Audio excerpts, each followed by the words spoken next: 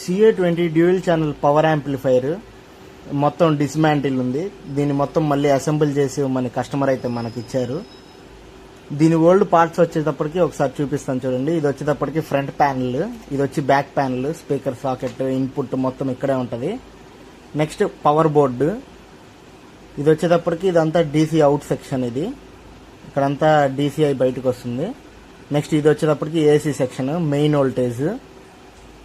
Next వచ్చేటప్పటికి audio boards, ఇది 14 ఫెట్, ఇది మొత్తం 14 ఫెట్స్ ఉంటాయి. 52007 1943 7 ఉంటాయి. మొత్తం 2 జోన్స్ అనమాట.